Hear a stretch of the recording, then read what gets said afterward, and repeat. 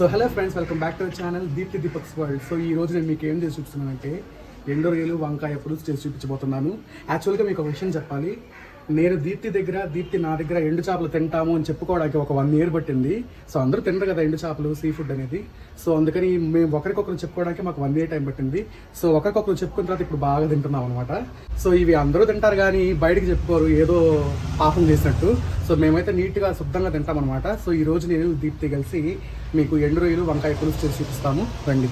So ఈరోజు సరదాగా బయట పెట్టుకున్నాం అనమాట ప్రోగ్రామ్ని. సో ఇది ఎలా చేయాలో, దీనికి కావాల్సిన పదార్థాలు అంతా చెప్తాను, రండి.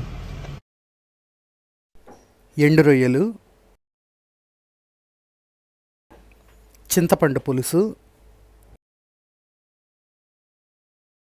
1/4 కిలో సన్నగా తరిగిన వంకాయ ముక్కలు, నూనె, పసుపు, కారం, ఉప్పు, ధనియాల పొడి తగినంత, 1 ఎర్రగడ్డ, 2 టమాటాలు ఇలా తరుక్కోవాలి, ఆవాలు, మెంతులు, జీలకర్ర తగినంత, కొత్తిమీర, కరివేపాకు, అల్లం వెల్లుల్లి పేస్టు, అలాగే సన్నగా తరిగిన పచ్చిమిరపకాయలు ఒక 6. ముందుగా స్టవ్ వెలిగించుకుందాం.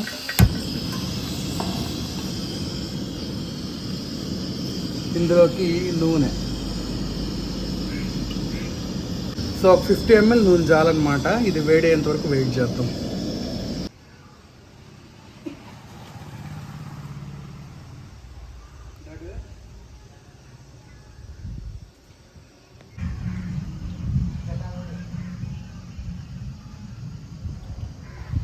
నూనె బాగా కాగింది కదా, ఇవి చూడండి ఎండు రొయ్యలు.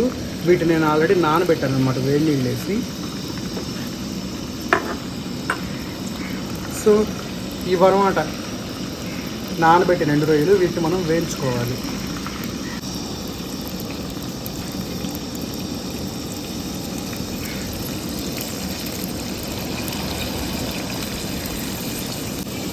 ఈ ఎండు రొయ్యల్ని బాగా వేయించుకోవాలి ముందర. చూసారా ముందు ఎంత చిన్నగా ఉన్నాయి కదా ఎండబెట్టిన వాటిని. ఇప్పుడు చూడండి బాగా మంచి షేప్లోకి వచ్చాయి, పెద్దవిగా. వీటిని వేయించుకోవాలి ఇప్పుడు. సో ఇలా ఒక 3-4 నిమిషాలు వేయించుకున్న తర్వాత తీసి పక్కన పెట్టుకుందాం. ఇవి రొయ్యలు మేము ఇంట్లోనే తయారు చేసుకున్నాం అనమాట. ఫ్రెష్గా రొయ్యలు తీసుకొచ్చి ఇంట్లోనే ఎండబెట్టుకున్నాము.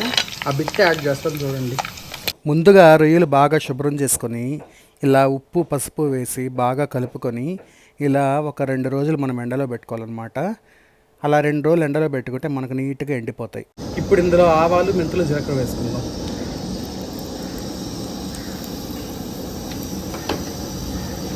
అవి వేసిన తర్వాత ఎర్రగడ్డ ముక్కలు వేసుకుందాం.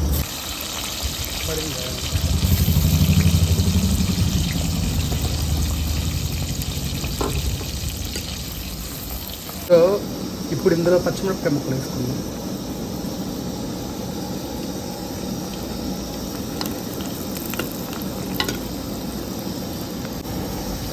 ఇప్పుడు ఇందులో వంకాయ ముక్కలు వేసుకుందాం. ఇవి 1/4 కిలో వంకాయలు ఉంటాయి, చాలు ఈ మాత్రం.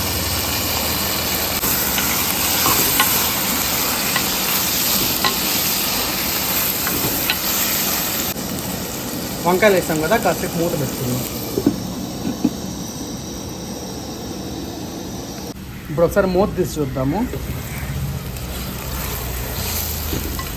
ఆల్మోస్ట్ ఉడికిపోయినాయి అన్నమాట వంకాయలు. ఇప్పుడు మనము ఇందులో అల్లం వెల్లుల్లి పేస్ట్ వేసుకుందాం. అల్లం వెల్లుల్లి పేస్ట్ దీన్ని బాగా కలుపుకుందాం.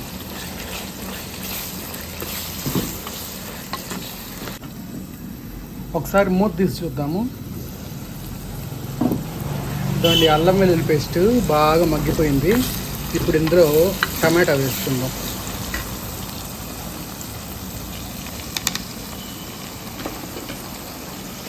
టమాటా వేసి కూడా బాగా కలుపుకోవాలి.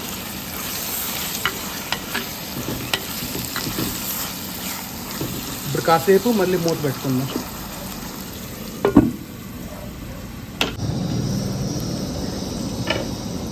టమాటా కూడా మగ్గిపోయింది అన్నమాట. ఇప్పుడు ఇందులో ఉప్పు, కారం, ధనియాల పొడి, పసుపు వేసుకుందాం.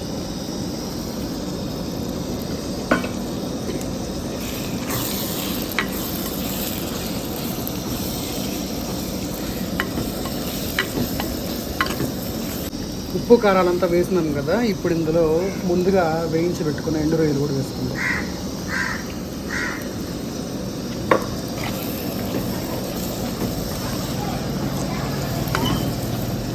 ఒక 2 నిమిషాలు మూత పెట్టుకుందాం. నిమిషాలు అయింది కదా, ఇప్పుడు ఇందులో కొత్తిమీర కరివేపాకు వేసుకుందాం. ఇప్పుడు కొంచెం కొత్తిమీర కరివేపాకు వేసుకుందాం. దీన్ని బాగా కలుపుకుందాం.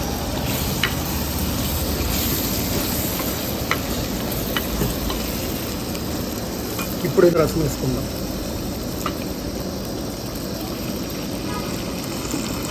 వేసుకొని కలుపుకుందాం.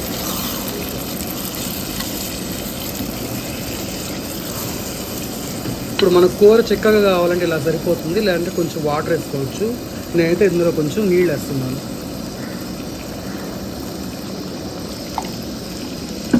సరిపోతాయి ఈ మాత్రం నీళ్ళు.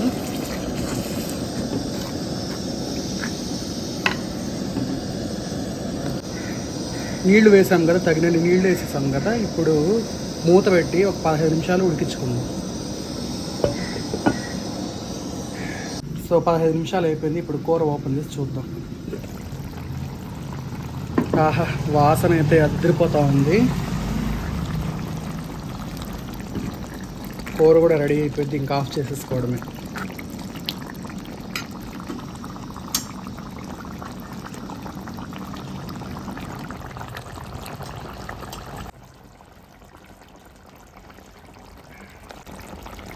ఈ మట్టి సట్టులో వండుకుంటే ఇదే అనమాట ప్లస్ పాయింట్. మనం ఆపేసిన తర్వాత కూడా ఒక 5 నిమిషాలు ఉడుకుతుంది ఇది. ఈ లోపల వెళ్ళి వేడి అన్నం తెచ్చుకొని ఈ కర్రీ వేసుకొని తిందాం. దీప్తి అయితే అన్నం తీసుకొచ్చేసింది. కొంచెం కర్రీ వేసుకొని